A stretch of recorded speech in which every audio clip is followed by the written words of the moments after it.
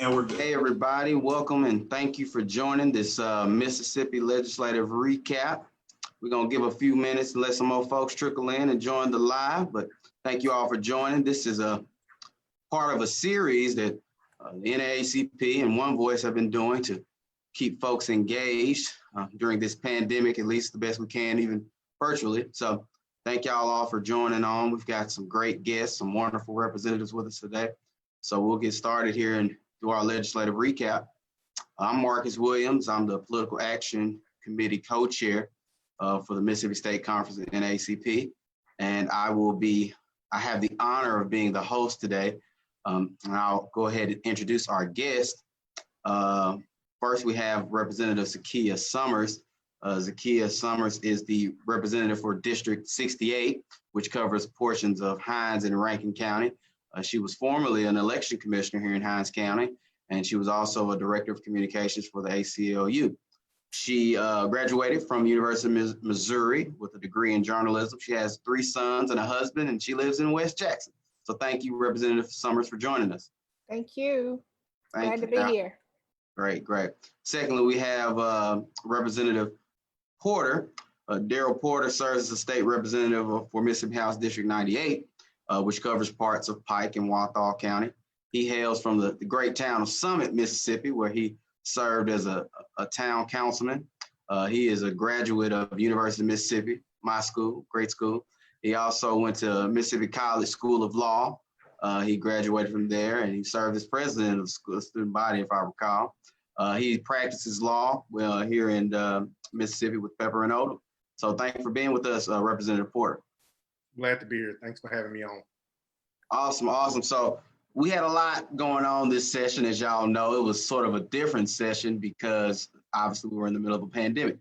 There were some delays, some stops, and you guys had to come back and I'm sure that had some effect on your deadlines. But I know one of the biggest things that everybody wants to talk about and hear about was the unprecedented and tremendous thing that was done by taking down the Confederate emblem off the flag. So this was a historic moment. On Sunday, June 28th, it happened. And through many long sweats and tears and NAACP lawsuits and referendums, but the flag was taken down. So from you guys' perspective, can you explain sort of the process, what happened, and tell us a little bit about how it all came together? Awesome. Let's start. Yeah, so I'll start, and Darryl, you can chime in on anything that I missed. First of all, thank you, Marcus. Thank you, One Voice Mississippi and NAACP for having this live talk and for inviting us to be on. I especially want to thank Representative Porter for being able to step in today to take the place of Representative Dortch, who was recently named Executive Director of the ACLU of Mississippi. So congratulations to him. As you said, the journey to the flag change has been long and arduous, and there have been many individuals and organizations that have played a role in this way longer before I even thought about even getting into politics. And so, I am reluctant sometimes to take the credit for it because I just happen to be in the right place at the right time to be able to press my yes button. But I'm thankful and grateful to my district, and I thank God for the opportunity to be able to do so. As you know, this has been a long time coming since 2001 when I was just graduated from high school. And, the talks of the flag change really came about in the aftermath of George Floyd and his murder and the uprising that's been happening across the country and around the world. And even right here in Mississippi, we saw groups of young people, particularly, going out and walking the pavement and doing protesting and demanding some changes. But, we also know that there have been other organizations like One Flag for All that's been run by Sharon Brown, Leah Campbell, and others in recent years that have been calling for this change. And then here we are, in the 2020 session, as you said, living in a pandemic. And we start hearing these talks about, this will be a good day to take down the flag, Mississippi. And so, we had colleagues in the House on both sides, Republicans and Democrats, that kind of began the conversation about, how do we do this? What kind of votes do we need to do this? What kind of steps should we be taking to make this happen? And through those talks, as well as our leadership working very hard, our leadership in the House and the Senate, from our minority leader, Robert Johnson, in the House, and Senator Derek Simmons in the Senate, speaking with their leadership. Then, folks began to whip votes. Then we got the media involved. And then, other groups began to hear the buzz and started sending emails and letters and making phone calls and text messages. It was really a great movement of advocacy and activism. And, at one point we thought that, well, now that the media has a hold of it, this issue is DOA. And then it started ramping up again. And, I can remember talking with my mom about this issue, and she said, well, Z, she said, faith can move mountains. And that was about 2 weeks prior to the vote. And I just started telling myself every day, God, I'm believing in you. God, I'm trusting in you, because we knew that, hearts and minds really had to change in order for us to get to where we are now, in taking the vote. And, we thought any day now, we started having all these meetings, any day now we're going to be taking the vote. And because of where we were in the legislative process, we had to pass a resolution in order to take up the flag vote. And the resolution needed 2/3 vote. So that was like the biggest hurdle to get to where we needed to be. I think, Representative Porter, I think we needed maybe 81 or 82 in the House, and we needed maybe 35 in the Senate. I think it was something like that. 34 to 35 in the Yeah, Senate. 34, 35. And so, it was day by day, just count everybody, all hands were on deck. Everybody was talking to everybody. I'm worrying my desk mates to death about, what are your children and your grandchildren going to think of you if you're not on the right side of history? And then, Saturday we get there, the Rules Committee meets, they present the resolution, as we expected. And we had enough votes in the House, which was, historic. And then the Senate came on board with their votes. And then the next day, Sunday, we took up the flag vote, and we only needed majority at that point. And everybody gave, great speeches, about why it was time. It was just time for Mississippi to turn the tide. And so it's been a great show of bipartisanship, I think. However, I do think that as we've seen with some of the governor's vetoes, that there may be some backlash to what we were able to do, which is make history, unfortunately. But as other legislators have said, this has given us a new image. And I think for the majority, people are excited and happy that we were finally able to get it done. Absolutely. Representative Porter, you want to add some comments on that? Yeah, absolutely. Again, thank you to One Voice and the Mississippi NAACP for having me as well. I'm grateful for you guys. I'm grateful for Representative Summers, her friendship, particularly throughout this process. Both of us coming in the same class, and it's good to see some things moving and shaking in this state with the entrance of our class.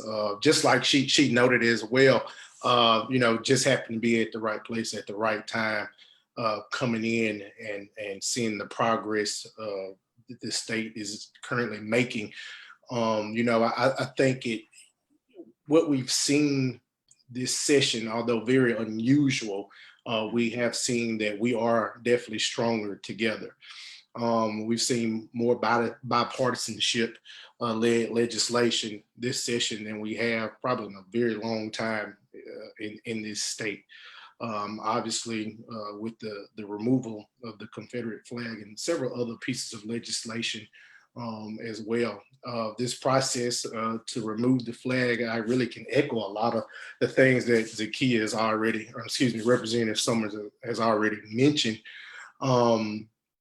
As far as the process is concerned, and us being able to count votes. And at one point in time, us thinking that it was DOA. I had people at that time when it was first being brought up, I had people sending me flag designs and asking me what I thought. And, I'm a very optimistic individual, always have been. But it was at one point in time where someone called me, they asked me what I thought. And I told them that, well, it looks pretty bleak at this moment. I think this is when the story had first broken. There were talks in the Capitol, in the legislature rather, about there being a change of the flag. And I told him, I said, honestly, it looks pretty bleak at this moment. But then, as Representative Summers noted, things began to rev back up. And ultimately, we were able to bring the flag down. Again, this is something, it didn't just start when we came in. Again, we just so happened to be at the right place at the right time. And I'm honored and privileged to have been a part of this historic moment and really moving Mississippi in the right direction, moving Mississippi in the direction that it should be going in, So, but I'm grateful for those who paved the way for us to move Mississippi in the right direction and to make this historic move. I think she pretty much summed everything up. Absolutely. Well, thank you, Representative Porter. I know Senator Frazier quoted during his floor comments in regards to the flag of pray first, aim high, and stay focused. Right. And in that same vein, the flag is so essential to bring down, but we've got other battles to fight. And so we've got to stay focused. And a part of that is we're in a pandemic, right? And voting, we've got an election, a presidential election, an important Senate election here. And so folks have to be able to vote. And I know, Representative Summers, you've been on the forefront of some of those debates and things that are going on. So since this is such a critical election and things are going on, can you talk about some of the legislation that was passed during this session in regard to deal with the pandemic, and also some legislation that you fought for, maybe didn't pass, but hopefully we'll be able to do more about it, given that we've got the election coming in November? Sure. And just to continue the conversation about the flag, as you all know, the flag design will be on the ballot in November. And so the legislation dictated that a 9-member commission will be created.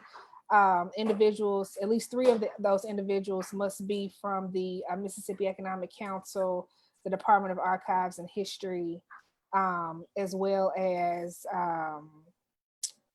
in the MEC? The Mississippi Arts Commission. The Arts Commission, yeah. And so we know that 3 of those individuals will be from there. There will be appointees from Lieutenant Governor, Speaker of the House, and the Governor. And the design will be presented to us, to the Mississippi State Legislature on September 14th. And the voters will be able to vote up or down on that design. And if that design does not get a majority vote, then the process starts all over again. And we'll have another election next November in 2021. I've raised a question with the Secretary of State in that the timeline is so tight between the design being presented to the legislature and when absentee ballots will be made available, which is like maybe 5 days after that. And so he's aware of that timeline. He assured me that he and his staff are working on it. So I look forward to getting a promising response about what that will look like as we move forward. There are going to be 2 other items on the ballot in November that people need to be aware of. The other one is the medical marijuana piece. The state legislature unfortunately passed some alternative language, and we're used to this because we remember Initiative 42. Correct. And the goal really is to force medical marijuana to fail. So people just need to be aware of that, make sure that they're voting for the right piece if you want medical marijuana in Mississippi. And I, for one, I want medical marijuana in the state of Mississippi. The last piece that will be on your ballot is something that we were able to get through the legislature that was really brought to our attention during the 2019 elections. And it's in the form of House Concurrent Resolution 47, which essentially says that for statewide elections, we will no longer need a majority of House Districts 1 as part of those elections. So right now, you not only do you have to get a majority vote, but you also have to get the majority of House districts. And that was put into place. Really to keep Black people from being able to win statewide offices. And so if the voters, or when the voters decide that we no longer need that, then that will be removed. And I hope that the product of that is that we begin to see more Black individuals winning state. I'm sorry, I was calling for my child to get the door. Somebody's ringing the doorbell. And so, it's been somewhat difficult, as it typically is, to get progressive voter reform, election reform through the state legislature. And we know a lot of that is by design, ways to keep communities of color, voters of color, from being able to access the ballot. I do want to tell you two things that we were able to get through. Two things that we were able to get through the legislature. The first one is House Bill 824. House Bill 824 will provide for election commissioners to receive some additional funding for running runoff elections. House Bill 1521 is the big one that I'm excited about, because it provides a lot of forward-looking measures as it relates to absentee voting. So just really quick, 1521 says that an absentee vote will be your final vote. It says that an absentee ballot that's postmarked by election day and received within 5 days will be accepted. It allows you to use COVID as an excuse to vote by absentee, which is huge, because we know people have anxiety and fear about going to precincts to vote. Absentee ballots will remain at the circuit clerk's office and will not go to the precinct. And that's been somewhat of an issue, because a lot of times when poll workers have worked all day during elections and then they have to process absentees, sometimes they can make some mistakes on those absentees and they end up being rejected when they should have been counted. So now they will remain at the circuit clerk's office. A resolution board will be created to count those ballots, and then the results will be announced simultaneously. And I know I'm talking very long, but I just want to say two other things. Because of where we are in the process, we were able to drop new legislation that had to be COVID related. And so before we left a couple of weeks ago, I dropped two pieces. One of them is online voter registration. The other one is early voting. The online voter registration is exactly what it is. And both of those are in an effort to keep people from having person-to-person contact at the circuit clerk's office with other voters or with poll workers. The early voting piece would provide 20 days of early voting prior to an election. Early voting is different from absentee voting in that you don't have to complete an application, get a notary, get a witness. You just go into the designated area that the circuit clerk's office has identified to vote, and you go and vote. Now, the likelihood of that passing is probably dim, but a closed mouth don't get fed, right? And so you got to drop them, you got to introduce them to see what happens. And so that's where we are as it relates to election reform. Awesome. Thank you, Representative Summers. And I know, did you have any comments on that, Representative Porter? No, so Zakia, Representative Summers is, in my opinion, the guru when it comes to elections and voting. Anytime I have any questions or anything that I may not understand in a particular piece of legislation, I'll go directly to her and ask her. And of course, I support the measures, excuse me, that she's put forth during this session as it relates to elections and voting. And of course, you know, the thing is trying to make it easier for people to have access to the ballot box, because that's one of the most important things that we have as citizens in this country is our ability to vote. So I support the measures that she's put forth in the legislature, any measure really put forward to make it easier for us to have access to the ballot box. Absolutely, absolutely. And one of the things, obviously, we've a lot of just been going on has been in the COVID, right? Dealing with the pandemic and how do we deal with sort of the ramifications on our healthcare system as well as our economy. It has taken a major toll on it. A majority of the Mississippi businesses are considered small businesses, 99% in fact. And so there were measures taken to do something to help with small businesses as well as to help in education. Obviously, the kids are, as Representative Summers has at her house, kids are at home. And so how do we deal with helping I got folks? too many kids.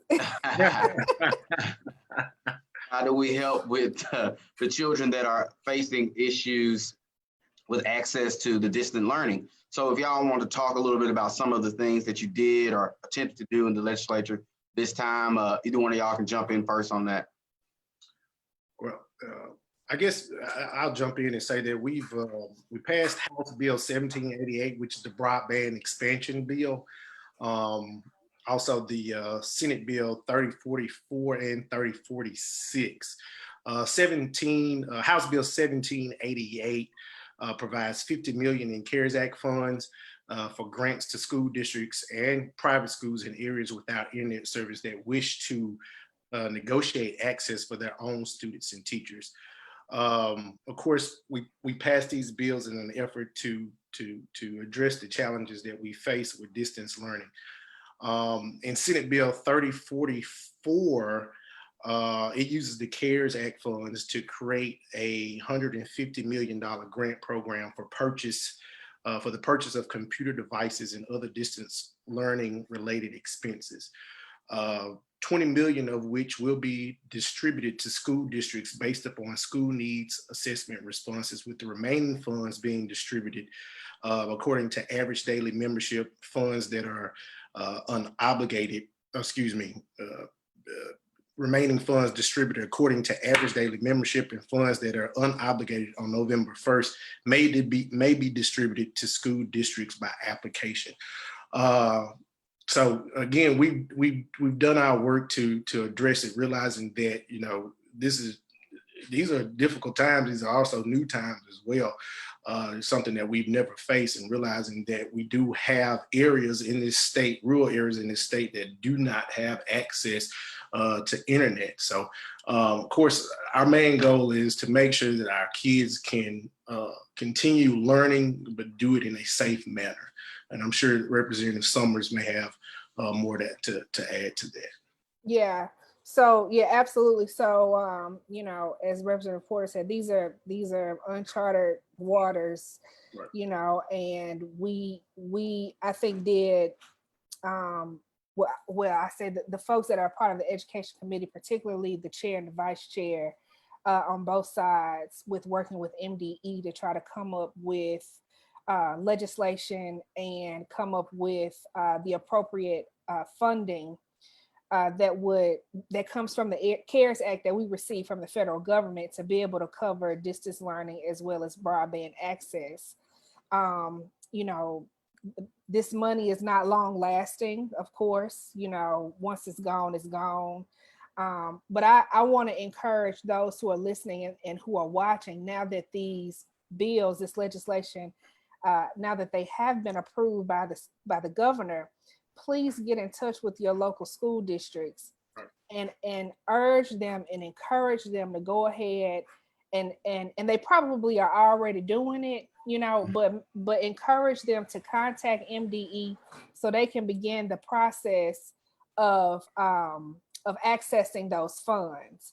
I believe MDE put out a survey to, ascertain what are the various needs of those school districts, and they're using those responses to help disperse the money into those districts. So, what happens in Jackson is probably going to look a lot different than what is going to happen in Macomb, which is where my brother is from. And so, talk to your superintendent. In Jackson, we still have not heard from our school district about what school is going to look like. We look to hear that information next week. And I imagine there are other school districts that are in the same position with trying to figure out, how they're going to provide education and training, because we know that, after spring break, when we were doing distance learning, even with families that had the devices and had access to internet, you still had a gap in between those parents and teachers and kids on how to actually utilize it. So all of that, plays into the process. So, get on the phone, talk with your folks, find out what's going on so that you can be prepared. And if you don't have access to the internet, let your school district know so they can make sure that they have you on the list to provide some type of temporary broadband access. And then there was another bill that was passed, and that was Senate Bill 3046, which authorizes $75 million in CARES Act funding for a statewide broadband access program. So that's going to provide more of a long-term plan to expand service to unserved and underserved areas. Absolutely. And as a part of that piece, I know y'all passed some legislation to deal further with the CARES Act for small businesses, if I'm correct, to give them access to more funds. So y'all were pretty busy in that regard. But a big part of that is the healthcare piece. Obviously, in Mississippi, we are one of 14 states that have made a bad decision not to expand Medicaid. And of course, that has limited our ability to get access to certain funds and limited our ability to provide more affordable and accessible healthcare to our citizens. So what were some of those funds that were COVID funds that were provided for healthcare to help with that? You want me to take a stab at this, Porter? Go right ahead. Okay. And I also see that there's a question in the chat about when the funds will be available for the districts to receive the technology. We're not sure when. The legislation was literally just signed, I think, 2 days ago by the governor. So I'm sure MDE will begin to roll out that information. So, pay attention to MDE's website and their social media platforms to find out when those funds will be made available. As it relates to healthcare, so, when we were campaigning in 2019, we heard talks about Medicaid expansion. It appeared that the lieutenant governor was for it. The governor was definitely not for it. And now, Corona hit us like a big rig truck, right? And what we've been hearing from the governor is that, and even the Speaker of the House, is that there was no intention to do any type of Medicaid expansion this session. Now, the governor said that the reason why, or one of the reasons why he didn't think that Medicaid expansion was priority at this point was because the issue as it relates to COVID is access to care and not necessarily insurance. Well, the truth of the matter is that if we would have expanded Medicaid, then we wouldn't have a lack of access to care, right? We wouldn't have seen hospitals close as we've seen in rural areas and Delta areas. We wouldn't see the lack of emergency rooms in these areas. And so folks would have access, in addition to being insured, they would also have a greater access of care.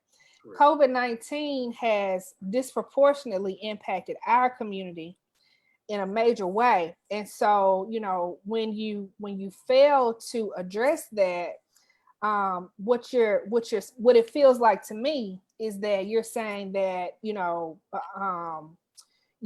don't have, you have a lack of concern of what's happening in the Black community. And, that's unfortunate. And so, what my hope is, and it's something that Daryl and I, Representative Porter and I and others have been talking about, is with all the activism and the advocacy around the flag vote, what's next? We think what could be next is Medicaid expansion. But we need folks, just like they did about the flag, on the front lines, calling, protesting, texting, doing everything that we did in this playbook to begin the conversation, especially while we're out of session, so we can take this up and make it happen in the 2021 session. Right. Representative Porter, I don't know if you want to comment on it, and I can come back and talk about the CARES Act funding that was spent for I just healthcare. definitely want to piggyback off what you said there. The expansion of Medicaid is something that definitely needs to happen, particularly in this state. Obviously one of the poorest states in the nation, one of the most unhealthiest states in the nation. And we're just going to be real about it. The fact that we're missing out on, if I'm not mistaken, roughly $14 billion, because we have failed to expand Medicaid. And I think that this pandemic, if it hasn't showed itself before, now it's definitely showing itself now, how important Medicaid expansion is to the state of Mississippi. And the fact that people living in rural areas that had rural hospitals that are been closed because we failed to expand Medicaid, and these people have not been able to get access to healthcare. I think that speaks volumes. So again, as I stated earlier, I'm a very optimistic individual, and I, along with Representative Summers, would like to see that be taken up, or some form of it be taken up in the upcoming session. Absolutely. And if you were finished, Representative Summers, I was going to transition to a question that was actually coming up and was actually asking our comments about the vetoes that the governor did in relation to the criminal justice reform bills. Well, if you don't mind, Marcus, I just want to circle back about the money that was provided for healthcare as it relates to COVID. And I also wanted to make this closing statement about Medicaid expansion. Mississippi is always talking about states' rights, right? We don't want Washington coming in telling us what we need to do. But since day one of this current administration, we've been taking our cues from Washington every step of the way. And so it can't be both and. It's got to be either or.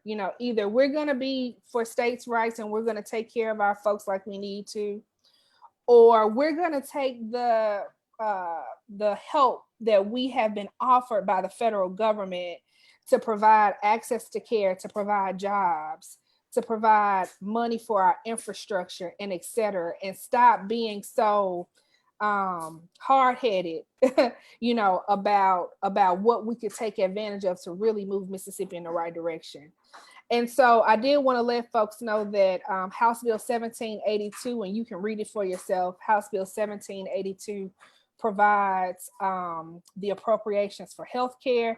What it amounts to is about $80 million for hospitals and about $43 million for other related healthcare expenses.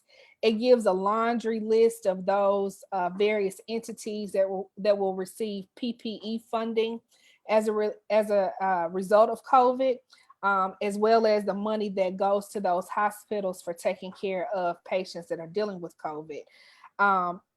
A portion of 1782 was vetoed by the governor the same time that he vetoed the criminal justice reform that we're about to talk about.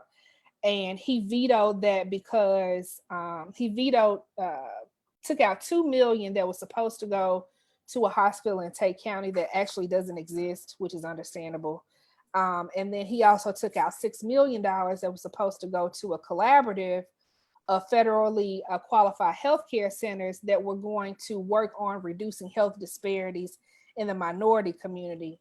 And he said it was because he was unaware of this organization, which is unfortunate because, the numbers show us that the Black community is heavily affected by COVID. And so we definitely need that work, but perhaps we can come back and create that again and start that process again as it relates to health disparities in the minority community. Absolutely. And about the criminal justice piece, obviously, is so important to tons of folks, and obviously, it's something that people were looking forward to. It was bipartisan, and it was passed, and of course, the governor chose to veto it. If y'all had any comments on that, Representative Porter.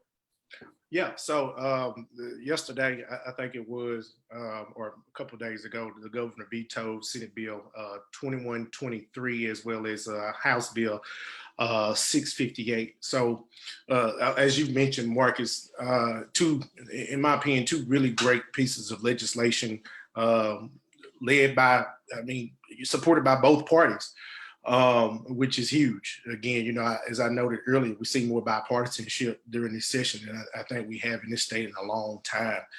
So I think that speaks volumes in itself. So just a little bit about Senate Bill 2123. So it would have saved upfront a lot of money. And it would have safely reduced the number of people in prison by implementing long overdue parole reform. It would have ensured that no person who has committed a violent offense be eligible for parole, but it required the victims and their families be allowed to be heard by the parole board. In House Bill 658, that would have equipped those leaving the prison system with the ability to apply for expungements, allowed tens and thousands of Mississippians to clean up their records so they can find work and help Mississippi reduce the recidivism rate. It also included the ban in the box so that those with criminal records could establish employment without being discriminated against. And it required discretionary oversight by a judge as to whether or not to grant those expungements. Again, good legislation that was much needed due to our broken criminal justice system here in the state of Mississippi. And unfortunately, the governor obviously did not see this as good legislation for whatever reason. And one of you guys might have more insight on that than I do. But I do believe, we started talking about the flag and we talked about how that was a battle won. But I think I mentioned maybe on another panel that, we won a battle, but we still have a war to conquer. I do believe that we are headed in the right direction. The fact that we could get this type of legislation passed through both chambers with bipartisanship, I think that says a lot about the direction that we're headed. So, we just got to keep going and keep pushing. And Marcus, it's not over until the fat lady sings, right? So nothing is dead until Sonny die, and That's right. That's something that I've learned in this process. And we have not ended the session yet. We're kind of in limbo. We unfortunately have had several legislators and staff that have tested positive for coronavirus. So we definitely want to keep them lifted up. But as a result, the Capitol is closed. Right. But hopefully, we'll get an opportunity to go back. I'm not sure, and Representative Porter, I don't know if you've heard otherwise, if there are plans to override those vetoes. I will say that, Governor Reeves is unlike his predecessor and even his predecessor before that. They were not very adamant about doing a lot of vetoing of bills, particularly those bills that have overwhelmingly received support in both chambers. So it's very much disappointing that we weren't able to get that criminal justice reform through, particularly given the fact that I think Mississippi ranks number 2 with the highest prison population in the country. And of course, the country leads the world. So Mississippi is number 2 in the world. And we've seen the destruction that has caused. The situation in MDOC really pushed its way to the forefront when we started our session, because people were dying and people continue to die. And we've recently seen where folks are escaping out of prison, which is just a sure sign that something is not working. Right. And now we've experienced an outbreak in one of the prisons. And so, there's much work to do. Of course, we did get a new commissioner for the Department of Public Safety. And we also got a new commissioner for the Department of Corrections. Correct. We hope that we'll be able to work alongside them, and they can help us to advocate for some forward-looking legislation as well.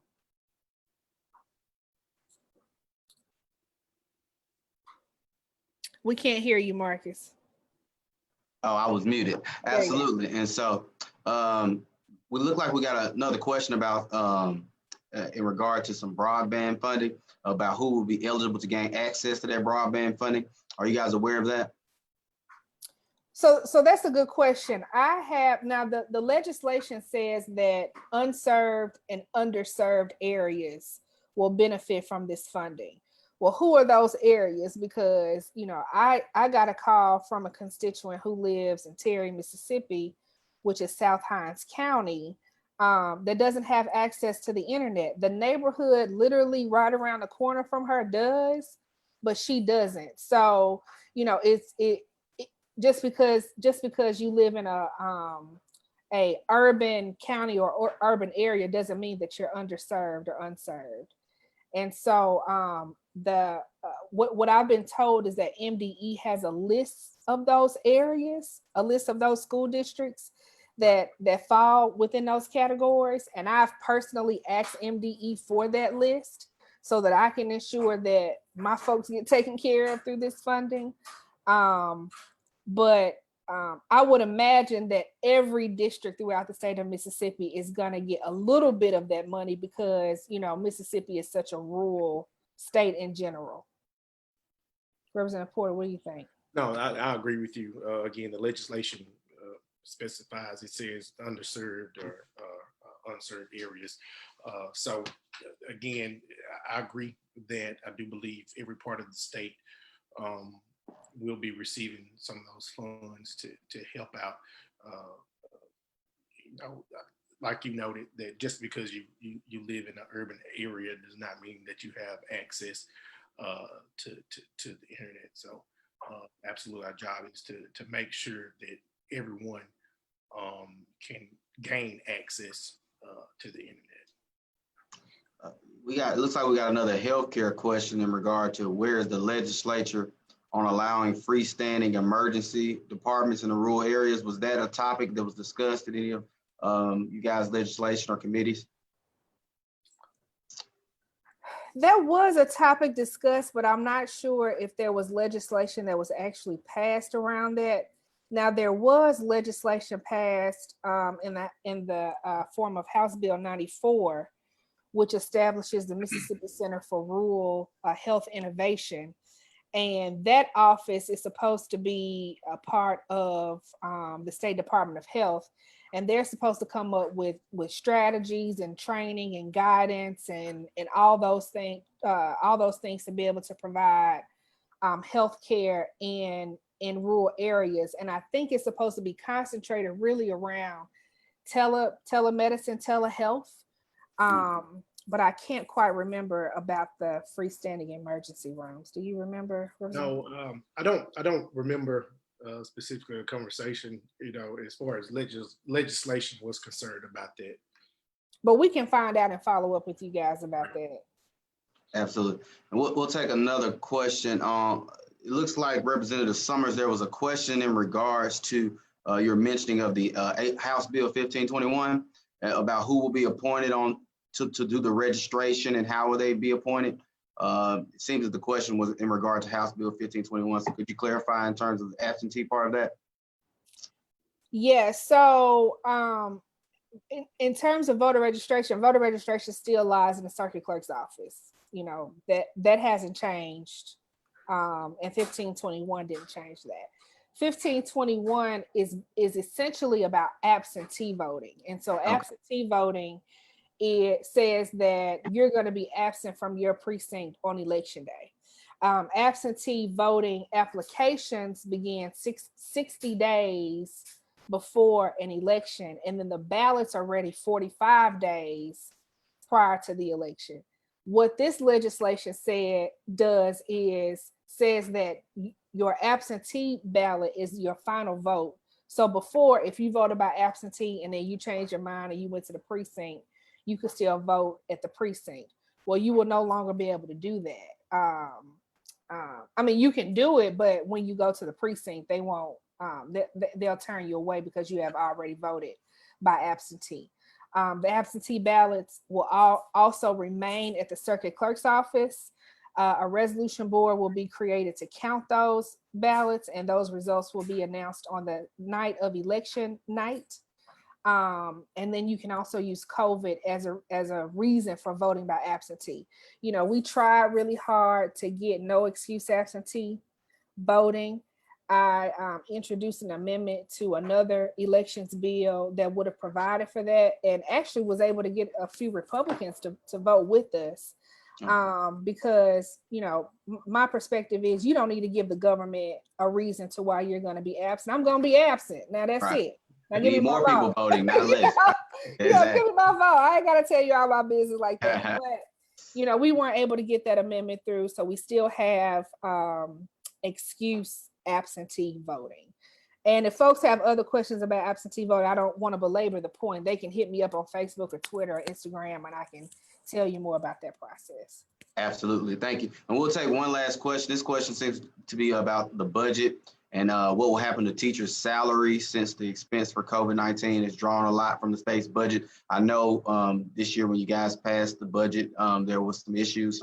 Some departments were funded less, obviously because we have less revenue. When you do a stay-at-home order and folks are shut down, and there's less money coming in, which means there's less money to give out. And so could you talk about that in relation specifically to the teacher's salary and the overall budget? Yeah. So I think that question may be related to the statement that the governor made about the education appropriations legislation, right, that transferred funding from the school recognition program to the general fund. Right. So the answer to that question is that teacher salaries are not changed. right. The only difference is that they won't, and help me with this, Representative Ford, they won't receive those bonuses Right. That's that right. they would have received That's right. with the school recognition program. And a part of that is because we didn't have state testing this Right. year.